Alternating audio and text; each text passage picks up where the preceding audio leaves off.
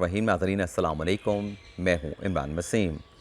नाज़रीन, इस प्रोग्राम में साइफ़र ऑडियो लीक पार्ट 1 और पार्ट 2 के बाद साइफ़र ऑफिशियल पार्ट 3 की हंगामा खेज़ और तहलका खेज़ डिटेल आपके साथ शेयर करेंगे। और ये जो पार्ट 3 की डिटेल आपके साथ इस प्रोग्राम में हम शेयर करेंगे, वो तफ़सीलात फ़िलहाल सोशल मीडिया पर दस्तयाब नहीं। और इस पार्ट 3 में आपको ये बताएंगे कि साइफ़र ऑडियो लीक पार्ट 1 और पार्ट 2 में साबिक़ वज़ीर-ए-आज़म इमरान ख़ान जो इजलास बुलाने की बात कर रहे थे, जब वो इजलास वज़ीर-ए-आज़म हाउस में बुलाया गया, उसमें क्या हुआ, वज़ीर-ए-आज़म हाउस में बुलाए गए उस इजलास में साइफ़र से मुतल्लिक़ क्या कार्रवाई हुई, ये आपको बताएंगे। और फिर इसी साइफ़र ऑफिशियल पार्ट 3 में जो साबिक़ वज़ीर-ए-आज़म इमरान ख़ान की आर्मी चीफ़ के साथ मुलाकात हुई, वैसे तो इस साइफ़र पार्ट 3 में इमरान ख़ान की आर्मी चीफ़ के साथ 2 मुलाकातों का ज़िक्र है, लेकिन जो आखिरी मुलाकात इमरान ख़ान की आर्मी चीफ़ के साथ हुई, इस मुलाकात में साइफ़र से मुतल्लिक़ इमरान ख़ान के आर्मी चीफ़ के साथ क्या मुकालमे हुए, वो मुकालमे भी आपको बताएंगे। और इसके अलावा जो वज़ीर-ए-आज़म हाउस ऑडियो लीक स्कैंडल है, इन ऑडियोज़ को लीक करने वाले जो हैकर हैं, उनका अकाउंट क्यों सस्पेंड हुआ है, इस हवाले से भी तफ़सीलात आपके साथ हम शेयर करेंगे। लेकिन इससे पहले हम बात करेंगे जो ख़ातून जज को धमकाने का मुकदमा, जिसमें दहशतगर्दी की दफ़ात को इस्लामाबाद हाई कोर्ट की जानिब से कलअदम करार दे दिया गया था और फिर इस केस को ATC की अदालत से सेशन अदालत में मुंतकिल कर दिया गया था। तो कल उस केस में रात गए डेवलपमेंट ये हुई कि इमरान ख़ान के वारंट गिरफ़्तारी मंज़र-ए-आम पर आए और जैसे ही ये वारंट गिरफ़्तारी जारी होने की ख़बर नेशनल मीडिया पे चली, तो फ़ौरी तौर पे पाकिस्तान तहरीक-ए-इंसाफ़ के रहनुमाओं की जानिब से कारकुनान को ये कॉल दी गई कि वो फ़ौरी तौर पे बनी गाला पहुँचें और इमरान ख़ान की गिरफ़्तारी के सिलसिले में मुज़ाहमत की जाए। तो आज उस वारंट गिरफ़्तारी से मुतल्लिक़ डेवलपमेंट ये हुई है कि इस्लामाबाद हाई कोर्ट को इतवार के रोज़ छुट्टी के रोज़ खोला गया और इमरान ख़ान की ज़मानत की दरख्वास्त डॉक्टर बाबर अवान की जानिब से दायर की गई। इस दरख्वास्त में नाज़रीन जस्टिस मोहसिन अख्तर कियानी ने अपनी चैम्बर में समाअत की, अपने चैम्बर में समाअत की। और जब इस ज़मानत दरख्वास्त पर कार्रवाई का आगाज़ हुआ, तो डॉक्टर बाबर अवान की जानिब से जज मोहसिन अख्तर कियानी से ये कहा गया कि ये झूठा मुकदमा जो इमरान ख़ान के ख़िलाफ़ दर्ज किया गया, इसमें पहले दहशतगर्दी की दफ़ात लगाई गई थी,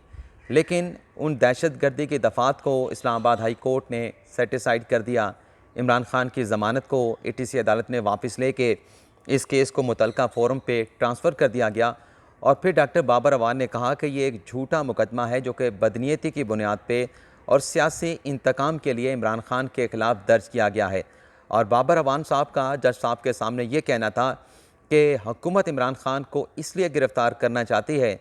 कि जो इमरान ख़ान की तहरीक है, उस तहरीक को जो है पुरअमन एहतजाज और पुरअमन तहरीक को रोका जा सके। तो आज छुट्टी के रोज़ इस दरख्वास्त ज़मानत पर समाअत करते हुए जस्टिस मोहसिन अख्तर कियानी ने इमरान ख़ान की 7 अक्टूबर तक जो है वो अबूरी राहदारी ज़मानत को एक्सेप्ट कर लिया है और जुमे के रोज़ तक इमरान ख़ान साहब को ये हुक्म दिया है कि आप मुतलका फ़ोरम से रजू कर लें। अब ये जो आज इस्लामाबाद हाई कोर्ट ने इमरान ख़ान के पेश हुए बगैर उनकी राहदारी ज़मानत को एक्सेप्ट किया है, तो हमारे दोस्तों को, हमारे कुछ ऐसे नाज़रीन हैं जिन्हें यह अदालत का फ़ैसला काबिल कबूल होगा और उन दोस्तों का ताल्लुक़ पाकिस्तान तहरीक-ए-इंसाफ़ से है। वो इमरान ख़ान से बड़ा दिली लगाव रखते हैं, इमरान ख़ान को बड़ा पसंद करते हैं। लेकिन अगर इसाक़ डार राहदारी ज़मानत के लिए एहतसाब अदालत से रजू करे कि मैं आपके सामने पेश होना चाहता हूँ, मेरे वारंट गिरफ़्तारी आप सस्पेंड कर दें, तो इस पे हमारे उन दोस्तों को एतराज़ होता है कि नहीं, ऐसा अदालत को कोई रिलीफ़ जो है वो इसाक़ डार को नहीं देना चाहिए। और उसकी दलील ये पेश करते हैं कि इसाक़ डार तो इश्तिहारी है, लेकिन वारंट गिरफ़्तारी जो होते हैं वो उसकी अहमियत हर जगह पे बराबर होती है। और जब मुल्ज़म ये कहे कि मैंने ये ज़मानत लेके अदालत के सामने पेश होना है, तो ये एक कानूनी प्रोसीजर है। लेकिन हमने ये देखा है कि कानून की हुक्मरानी की बात करते हैं, कानून के मसावी इतलाक़ की बात करते हैं, लेकिन जब ख़ुद रिलीफ़ मिले तो सब अच्छा, लेकिन वही रिलीफ़ जो है उसी तरह का किसी दूसरे सियासी मुखालिफ को मिले तो उस पर अदालत के ऊपर जो है वो उंगलियां और सवालात उठाने जो है वो शुरू कर दिए जाते हैं। लेकिन बहरहाल आ जाते हैं अपनी ख़बरों पर, गुफ्तगू का बाकायदा आगाज़ करते हैं। जो हमारी 2 मेन ख़बरें हैं, एक तो नाज़रीन जो हैकर है जिन्होंने पीएम ऑफिस से मुतल्लिक कुछ ऑडियोज़ को लीक किया था, जिसमें पीटीआई के इस्तीफ़ों से मुतल्लिक भी थी, मरीम नवाज़ के दमाद से मुतल्लिक भी थी और एक बजट से मुतल्लिक भी थी, मरीम नवाज़ और शहबाज शरीफ की। वो जो नाज़रीन हाइकर है, उनका जो अकाउंट है नाज़रीन, वो सस्पेंड हो गया है। ट्विटर पर इनका अकाउंट था, एक उनका अकाउंट जो है वो डार्क वेब पे था, लेकिन एक अकाउंट उन्होंने बनाया था ट्विटर के ऊपर, और ट्विटर पर ही वो आगाह कर रहे थे कि आज मैं फ़लाँ वीडियो जारी कर दूँगा, फ़लाँ दिन फ़लाँ वीडियो जारी कर दूँगा। और जुमे से मुतल्लिक यानी 30 सितंबर की उन्होंने डेडलाइन दी थी कि जितनी भी उनके पास ऑडियोज़ मौजूद हैं वो तमाम ऑडियोज़ को पब्लिक कर देंगे, लेकिन वो ऑडियोज़ पब्लिक ना हो सकें। लेकिन अब जो हैकर है, मैं तो इसको पढ़ता हूँ इंडिश शेल जीपी, और कुछ हमारे दोस्त पढ़ते हैं इसे इंडिश शेल जीपी। तो ये उनका अकाउंट देखें कि ट्विटर की जानिब से लिखा गया है कि इस अकाउंट को सस्पेंड कर दिया गया है। उसकी वजह ये लिखी गई है कि रूल जो हैं ट्विटर के, उन्हें वायलेट करने पर ये जो अकाउंट है इंडिश हेल का, उसको सस्पेंड कर दिया गया है। तो बड़ी डेवलपमेंट है, बड़ी ख़बर भी है कि वो हैकर जिसके पास 8 GB का डाटा था और 100 घंटे से भी ज़्यादा वीडियोस ऑडियोज़ मौजूद थी, उसका अकाउंट जो है वो सस्पेंड कर दिया गया है। कैसे हुआ है, ट्विटर के कौन से रूल्स की वायलेशन की है, इस हवाले से फ़िलहाल जो है कुछ नहीं कहा जा सकता। अब आ जाते हैं, मैंने इमरान खान ने कल जो इंटरव्यू दिया उस पर भी बात करनी है, लेकिन उससे पहले जो ऑफिशियल पार्ट 3 है साइफ़र का, उसकी डिटेल पर आने से पहले जो 7 मार्च से लेके 12 मार्च तक की जो साइफ़र का एक थोड़ा सा पस मंज़र है, जिससे ये पता चलता है कि इमरान खान से मुतल्लिक जो डोनाल्ड लू ने कहा था कि इमरान खान जाएंगे, वज़ारत उज़्मा से हटेंगे, तो पाकिस्तान के जो ताल्लुकात हैं, अमेरिका के जो पाकिस्तान के साथ ताल्लुकात हैं, वो कैसे बेहतर हो सकते हैं, ऐसा क्यों कहा गया। इस हवाले से नाज़रीन डिटेल ये सामने आई है, और कहाँ से डिटेल सामने आई है ये भी आपको बताएंगे। असद मजीद साहब की जो मुद्दत मुलाजमत थी बतौर पाकिस्तानी सफ़ीर अमेरिका में, वो ख़त्म हो रही थी, और वो अलविदाई मुलाकात के लिए डोनाल्ड लू के पास गए, वहाँ पे खाना शाना हुआ, मुलाकात हुई, तो शिकवा किया असद मजीद साहब ने कि आपने हमारे प्राइम मिनिस्टर को यानी बाइडन साहब ने मुंतखब होने के बाद इमरान साहब को फ़ोन कॉल नहीं किया। जब ये शिकवा किया अपना असद मजीद साहब ने डोनाल्ड लू से, अमेरिकन डिप्लोमेट से, तो उन्होंने कहा कि मैं कैसे ये मुलाकात के लिए या फ़ोन कॉल के लिए बाइडन साहब को कह सकता हूँ, सदर साहब को कह सकता हूँ। आपके वज़ीर-ए-आज़म की जमात ने ऑफिशियली जो है अमेरिका में जब सदारती इंतखाबात हुए तो डोनाल्ड ट्रंप को उन्होंने जो है वो सपोर्ट किया, और कंपेन उन्होंने चलाई डोनाल्ड ट्रंप की, और उसी कंपेन में जो बाइडन है उनकी मुखालफत की गई, उनके ख़िलाफ़ कंपेन चलाई गई। तो मैं किस मुंह से बाइडन से कहूं कि आप प्राइम मिनिस्टर पाकिस्तान तहरीक-ए-इंसाफ के चेयरमैन को फ़ोन करें। ये जो मुलाकात हुई इस मुलाकात के बाद असद मजीद साहब वापस आते हैं और वो सेक्रेटरी ख़ारजा को ख़त लिखते हैं। उसमें इस बात का तज़किरा भी करते हैं और साथ में ये भी लिखते हैं कि पाकिस्तान के अमेरिका के साथ ताल्लुकात ख़राब हो रहे हैं, अमेरिकी इंतज़ामिया पाकिस्तान के साथ नाराज़ है। ये जो नाज़रीन साइफ़र अमेरिका से आता है, इसकी प्रोटोकॉल के मुताबिक एक कॉपी जो है वो GHQ यानी आर्मी चीफ़ के पास भी जाती है, उसकी एक कॉपी जो है वो DGISI के पास भी जाती है, और उसकी एक कॉपी जो है बाद अज़ां ऑफिशियल चैनल से प्राइम मिनिस्टर ऑफिस को भी भिजवाई जाती है। लेकिन जब ये कॉपी GHQ यानी आर्मी चीफ़ को मौसूल होती है तो उनका स्टाफ एक समरी बना के जनरल कमर जावेद बाजवा को देता है, और फिर 11 मार्च को कामरा एयरबेस पे इमरान खान साहब की जनरल बाजवा के साथ मुलाकात होती है। इस मुलाकात में जो समरी बाजवा साहब के स्टाफ ने तैयार की होती है, उस समरी का जिक्र करते हैं, जिस पर इमरान खान साहब यानी उस साइफ़र का जिक्र करते हैं। साइफ़र की जो समरी बनाई होती है, तो खान साहब बाजवा साहब को ये जवाब देते हैं कि इस किस्म के मरासले आते रहते हैं, यानी खान साहब उस वक्त इस मरासले को संजीदा नहीं ले रहे थे, और फिर खान साहब ने कहा कि इसे सीरियस ना लें, ये रूटीन का मैटर है। तो ये कह के खान साहब ने जो एक समरी थी साइफ़र से मुतल्लिक जो बाजवा साहब ने उन्हें दी थी, उस समरी को खान साहब ने लपेट के अपनी जेब में डाल लिया, और ये वही समरी थी जो खान साहब ने 27 मार्च का जो इस्लामाबाद में PTI का जलसा हुआ था, उस जलसे में यही समरी जो है वो खान साहब ने लहरा के दिखाई थी। अब ऑफिशियल पार्ट 3 पे भी आ जाते हैं, साइफ़र ऑफिशियल पार्ट 3 पे। इसमें नाज़रीन जब जिस मीटिंग का खान साहब जिक्र कर रहे थे पार्ट 1 और पार्ट 2 में, जब वो इजलास वज़ीर-ए-आज़म हाउस में हुआ, उसमें इमरान खान साहब भी थे, सेक्रेटरी ख़ारजा भी थे, शाह महमूद कुरैशी भी थे, और इमरान खान साहब के प्रिंसिपल सेक्रेटरी आज़म खान भी थे, जैसा कि पार्ट 1 और पार्ट 2 में तय हुआ था। उस मीटिंग में नाज़रीन जब सेक्रेटरी ख़ारजा सुहेल महमूद को कहा गया कि आप वो अमरीकी साइफ़र पढ़ दें कि उसमें क्या लिखा है, तो सेक्रेटरी ख़ारजा ने उस साइफ़र को पढ़ने से इनकार कर दिया। इनकार क्यों किया वो भी आपको बता देते हैं।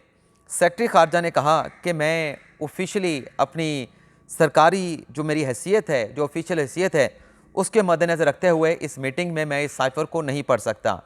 और फिर सेक्रेटरी ख़ारजा ने कहा कि वज़ारत ख़ारजा का अपना जो सिस्टम है उसे किसी के सामने भी, चाहे वो प्राइम मिनिस्टर ऑफ पाकिस्तान क्यों ना हो, उसके सामने हम ओपन नहीं कर सकते। हमारे पास जो साइफ़र आता है उसकी समरियाँ बनवा के हम मुतल्लिका इदारों को भिजवा देते हैं और यही हमारा काम है और यही हम करते हैं। इसके बाद नाज़रीन ये होता है, मामला यहाँ पे ख़त्म नहीं होता। जो वज़ीर ख़ारजा साहब हैं शाह महमूद कुरैशी साहब, वो दबाव डालते हैं सेक्रेटरी ख़ारजा पे कि आप कॉपी साइफ़र की इमरान खान को फ़राहम करें। लेकिन जो सेक्रेटरी ख़ारजा हैं वो ऑफिशियल कॉपी तो फ़राहम नहीं करते, लेकिन जो समरी उस साइफ़र के ऊपर वज़ारत ख़ारजा में तैयार हुई, उसकी एक कॉपी, ओरिजिनल कॉपी जो है या उसकी एक कॉपी जो है वो ऑफिशियल चैनल से प्राइम मिनिस्टर ऑफिस में भिजवा देते हैं और प्राइम मिनिस्टर ऑफिस से उनके जो डिप्टी सेक्रेटरी हैं प्रिंसिपल सेक्रेटरी के नीचे, उन्हें बुला के बंद लिफाफे में वो कॉपी जो है वो इमरान खान साहब यानी वज़ीर आज़म हाउस के डिप्टी सेक्रेटरी के हवाले कर दी जाती है। और फिर नाज़रीन ये होता है कि 27 मार्च को PTI का जलसा होता है और उसमें खान साहब वो जो उनके पास समरी थी, जो आर्मी चीफ से उन्होंने हासिल की थी, उसको उस जलसे में लहरा देते हैं। लेकिन नाज़रीन यहाँ पर भी मामला ख़त्म नहीं होता। 31 मार्च को इमरान खान की ख्वाहिश के ऊपर कौमी सलामती कमेटी का इजलास होता है। उस इजलास के बाद भी इमरान खान की आर्मी चीफ के साथ मुलाकात होती है, जिसमें बड़े अहम मुकालमे इमरान खान साहब जो हैं वो बाजवा साहब के साथ करते हैं। 31 मार्च को नाज़रीन जब कौमी सलामती कमेटी का इजलास बुलाया गया, उसमें पहली मरतबा जो ओरिजिनल साइफ़र है वो कौमी सलामती के कमेटी के जो शुरा हैं उनके सामने रखा गया, लेकिन किसी को वो साथ ले जाने की इजाज़त नहीं दी गई और ना ही उसके नोट्स लेने की इजाज़त दी गई। ये कहा गया कि आपकी आइज़ के लिए है, आप पढ़ सकते हैं लेकिन नोट्स नहीं ले सकते। और फिर कौमी सलामती की कमेटी के इजलास के बाद एक एलामिया जारी होता है, अमेरिका को डीमार्च किया जाता है और उसके बाद फिर आर्मी चीफ की, अपना इमरान खान साहब की या आर्मी चीफ की आपस में मुलाकात होती है। इस मुलाकात में खान साहब बाजवा साहब से कहते हैं कि कौमी सलामती कमेटी के इजलास में डीमार्च हो गया, ये मामला अब यहाँ पे ख़त्म हो गया, फ़र्दर इसको जो है वो एजिटेट नहीं किया जाएगा। यानी जो खान साहब बात कर रहे थे पार्ट 1 पार्ट 2 में कि अमेरिका का नाम नहीं लेना, कौमी सलामती कमेटी के इजलास के बाद खान साहब कहते हैं कि मामला यहाँ पे ख़त्म हो गया, अब मज़ीद इसे जो है वो किसी फोरम पे नहीं उठाया जाएगा। और ये खान साहब क्यों कह रहे थे, इसे समझना भी ज़रूरी है। खान साहब इसलिए कह रहे थे क्योंकि खान साहब प्लान कर चुके थे। 8 मार्च को अदम एतमाद की तहरीक पेश हो चुकी थी और गालिबन 25 मार्च को उसके ऊपर जो है वो 26 मार्च को इजलास हो चुका था और फिर 3 अप्रैल को उस अदम एतमाद की तहरीक पर जो है वो वोटिंग होनी जा रही थी। तो खान साहब इस इजलास के ज़रिए और 27 अगस्त को, अपना मार्च को भी वो मरासला अपने जलसे में लहरा चुके थे। तो खान साहब ये सोच चुके थे और फैसला कर चुके थे कि 3 अप्रैल को जो वोटिंग होनी है उससे इसी कौमी सलामती कमेटी के इजलास और अमरीकी साइफ़र की बुनियाद के ऊपर जो है वो डिसमिस कर दिया जाएगा। उसके बाद मैं कौमी असम्बली तहलील कर दूँगा, मुल्क में नए इंतखाबात हो जाएंगे, कोई पूछने वाला नहीं होगा, मामला चल जाएगा, मामला टल जाएगा, अदम एतमाद से भी जान छूट जाएगी और मुल्क में नए इंतखाबात हो जाएंगे, मेरी पॉपुलैरिटी है और मैं दोबारा इलेक्शन जीत के आ जाऊँगा। लेकिन ये खान साहब की अपनी प्लानिंग थी। खान साहब को गालिबन अंदाज़ा नहीं था कि सुप्रीम कोर्ट इस मामले का नोटिस लेके डिप्टी स्पीकर कासिम सूरी की रूलिंग को सेटिसाइड कर देगी। तो खान साहब ने जो सोचा था वो 31 तक या 3 अप्रैल तक उस तरह से चलता रहा, लेकिन उसके बाद जो चीज़ें थी वो खान साहब के हाथों से निकल गईं। लेकिन बहरहाल ये जो हमने ऑफिशियल पार्ट 3 की तफसीलात आपके साथ शेयर की हैं, ये आज जावेद चौधरी साहब ने अपना कॉलम लिखा है और जावेद चौधरी साहब ने जो बातें इसमें लिखी हैं उसको पढ़ने के बाद ये वाज़ेह हो जाता है, क्लियर हो जाता है कि ये जो बात उन्होंने कॉलम में लिखी है ये ऑफिशियल वर्जन है। उन्हें वजारत ख़ारजा और कुछ सरकारी हुकाम से बात करके आज का अपना यह कॉलम लिख के पार्ट 3 ऑफिशियल वर्जन साइफ़र से मुतल्लिक़ तफसीलात जो हैं वो मंज़र आम पे ले आए हैं। अब जो खान साहब ने इंटरव्यू दिया उस इंटरव्यू के हवाले से मैं सिर्फ 4 बातें आपके सामने रखना चाहूँगा। ज़्यादा वक्त पहले भी हो चुका है, 15 मिनट हो चुके हैं। एक तो नाज़रीन खान साहब के जो साइफ़र गुम हुआ वज़ीर-ए-आज़म ऑफिस में, उस पर खान साहब ने कहा कि मेरे पास कॉपी थी लेकिन नहीं मालूम वो कॉपी कहाँ गायब हो गई, पता नहीं वो किधर है। यानी ये ज़िम्मेदारी है कि वो साइफ़र जो आपके पास एक कीमती डॉक्यूमेंट था वो आपने कह रहे हैं कि मुझे नहीं मालूम वो किधर चला गया। दूसरा, खान साहब ने एक और बात की, यानी ये जो एडमिट कर लिया कि कॉपी मेरे से गुम हो गई। तो PTI के कुछ रहनुमाओं की जानिब से ये कॉपी गुम होने की खबर आई तो कहा गया कि अभी तो कॉपी गुम हुई है, कहीं वज़ीर-ए-आज़म ऑफिस को नहीं जला दिया गया। यानी वो इल्ज़ाम असद उमर साहब जो है हुकूमत पे लगा रहे थे कि कॉपी खुद गुम कर दी और कहीं वो खदशे का इजहार कर रहे थे कि कॉपी गुम करने के चक्कर में वज़ीर-ए-आज़म ऑफिस को इन्होंने आग नहीं लगा दी। और फिर मारिया मेमन ने, जिन्हें इंटरव्यू दिया खान साहब ने, उनसे यह सवाल पूछा क्या आपकी ऐवान सदर में किसी अहम शख्सियत के साथ मुलाकात हुई? तो खान साहब ने क्या ज़बरदस्त किस्म का जवाब दिया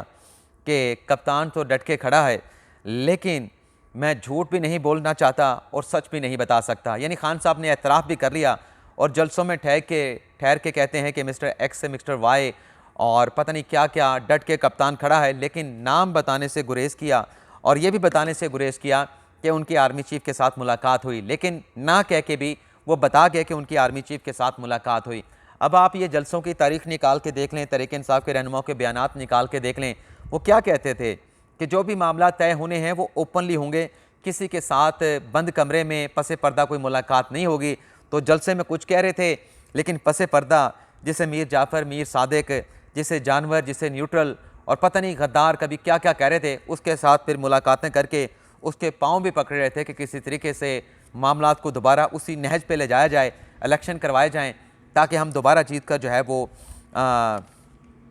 क्योंकि इमरान खान से समझते हैं कि उनकी पॉपुलैरिटी है, तो इसलिए खान साहब चाहते हैं कि दोबारा से जब इलेक्शन हो तो मैं इलेक्शन जीत के दोबारा से जो है वो इक़्तिदार में आ जाऊँगा। और भी एक बात है, हाँ, खान साहब कहते हैं कि ऑडियो लीक से मुतल्लिक